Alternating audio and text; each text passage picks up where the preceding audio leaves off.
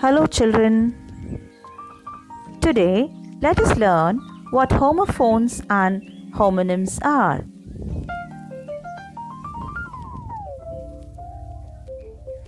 You know they sound the same, but let us see whether they have different spelling or same spelling with some examples and exercise. First, let us see what homophones are. Homophones are words with the same sound but different meaning and spelling. Can you think of a few words before I give you the example? Yes, think over before the examples come. Yes. Yes. For example, hair. H-A-I-R, hair is the hair on your head, and H-A-R-E, hair is a rabbit.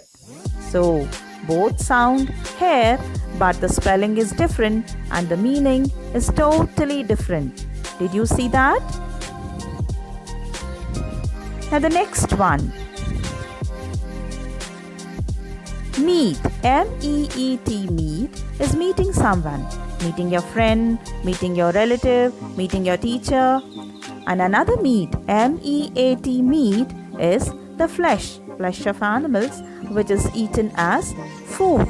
So both sound meat, but the spelling is different, and by looking at the picture you know the meaning also is different.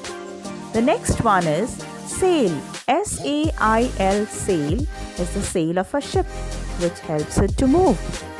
Another sale, S-A-L-E, sale, you know very well it is the selling of something. You know the discount sale, the year-end sale, the stock clearance sale. So that is a sale. Now the next one is son and son. S-O-N, son is the boy child of the parents. And S-U-N, sun is the sun we all see in the sky. He is the source of energy to the whole earth. So you know now. With these examples, find out some more. You surely know.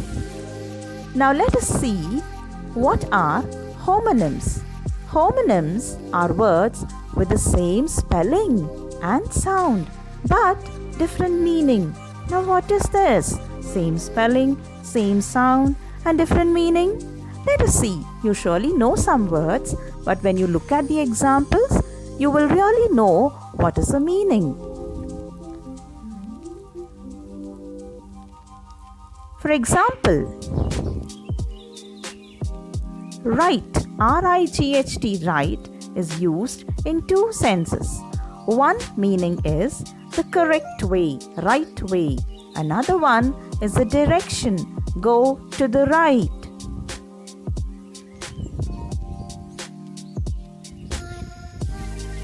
Did you get that now? Now next word is left. L-E-F-T, left, is again used in two senses. One is the direction, go to your left. Another one is leaving back something. Now you can see there, the boy has left his books there and he's leaving away, going away. Okay, so left is used in two senses. The next one is pack. A pack of biscuits, a pack of chips, a pack of something. Another pack is a group of dogs, a group of wolves. Can you see the picture there? You can also use pack in another way, that is, pack your bag, isn't it? So this is a homonym. Now the next word is pen. Pen is also used in two ways. One, pen is the instrument you use to write. Another, pen, you can see there in the picture. It is a place where animals, the farm animals, are tied. So the cow is tied in the pen. The sheep are tied in the pen. So pen is a homonym. Now look at the slide. At a glance, homophones, same sound, different spelling, different meaning. Homonyms, same sound, same spelling and different meaning. So, I hope now you have understood the difference between the two and what both are. Look at the slide again. Yes, this should remain in your mind and that will help you answer the questions.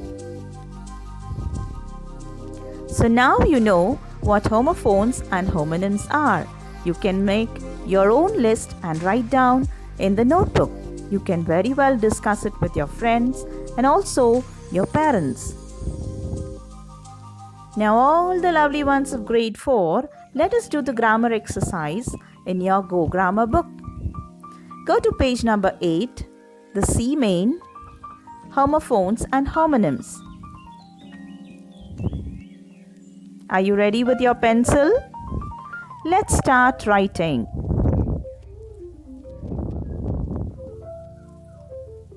So the question reads, underline the misspelled words and write the sentences again correctly. So there, a word is used in the wrong sense. The sound is the same, but the spelling is correct. Spelling is wrong. You have to correct it.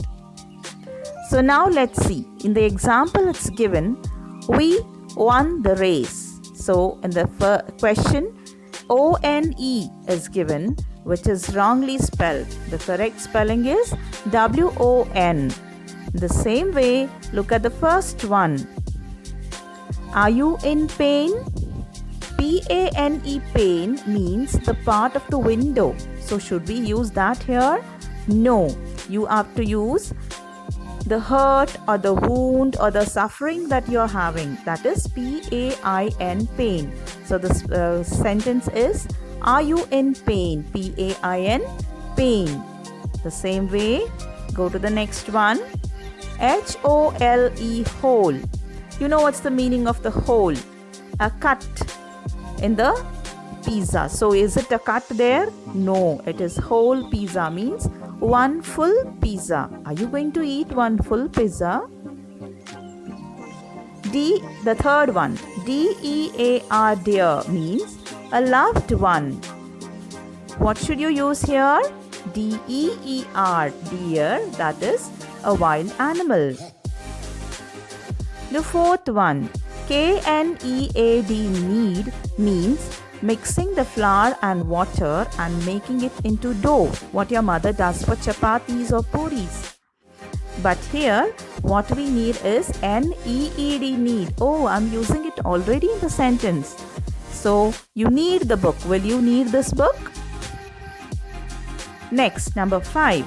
P-A-L-E, pale, means faded color. Is it that word we have to use there? No, it is P-A-I-L, pale. Do you remember our Jack and Jill? Jack and Jill went up the hill to fetch a pail of water. So, what was in their hand? The bucket. Shall we move on to number 6? P-A-I-L, pail, is a bucket. Will you meet me tomorrow? So, the meet you have to use here is M-E-E-T, meet. Number 7. Let's go to the sale at the shop.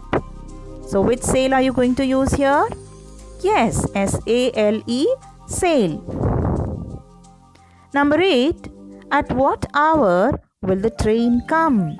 So, O-U-R, hour, means belonging to us. So, which hour should you use here? H-O-U-R, hour. Here, the letter H is silent. You all know that. Number 9. Mother sent me to meet my uncle. The scent they have given there, S-C-E-N-T, scent, means perfume. Are you going to use that? No, you have to use S-E-N-T, scent. So that is the past tense of send. Number 10. Fax the order to Harrison and Sons. TWO2 is a number. We have to use TO2 there, the preposition to. Number 11, again, need. So, you know now what is the meaning of knead. K-N-E-A-D, knead is mixing water and flour to make it into a dough. We are not going to use that word here. We must use NEED, need. I need to file my papers in the folder. So, are you now familiar with these words? Which is the correct spelling you're going to use? Look at the exercise again. Write down whichever you have not written and put a tick mark, a small cute tick mark for the sentences which you have got right. Yes, each one of you who has done it is a star. Very good, children. You have done the exercise very nicely. You know now what are homophones and homonyms. So what did we use in this exercise? Yes, they were all homophones. Right. Okay, all the 11 right? Okay, good. So that was great time being with you all. Thank you.